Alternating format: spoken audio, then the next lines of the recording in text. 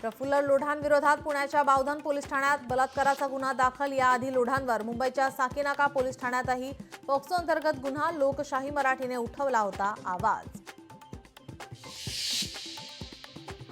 विधानसभेत रमी खेळताना video viral झाल्याप्रकरणी राज्याचे कृषी मंत्री माणिकराव कोकाटे आज पत्रकार परिषदेच्या माध्यमातून भूमिका करणार स्पष्ट। मुख्यमंत्र्यांनीही कोकाटेंच्या कृत्यावर व्यक्त केली नाराजी।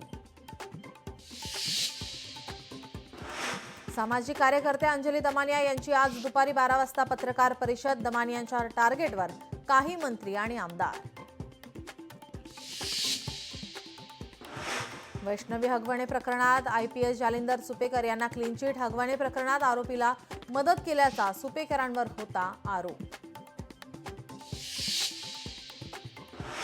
संतोष देशमुख खून प्रकरणाची आज 10वी सुनावणी। जिल्हा सत्र न्यायालयात पार पडणार सुनावणी। मुख्यमंत्री देवेंद्र फडणवीस आणि उपमुख्यमंत्री अजित पवार यांचा आज वाढदिवस। वाढदिवसानिमित्त मुख्यमंत्री गडचिरोली दौऱ्यावर।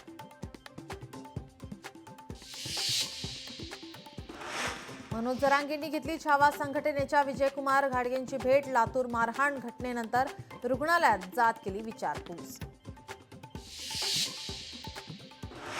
राष्ट्रपती राज्यपालांना विधेयकांवर निर्णय घेण्यासाठी डेडलाईन द्यावी का? सुप्रीम कोर्टात घटनापीठापुढे आज सुनावणी।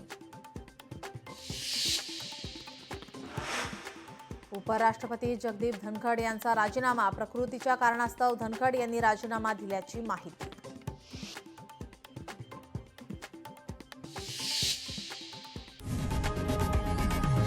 लोकशाही मराठी ऐका, पहा, जागरूक रहा।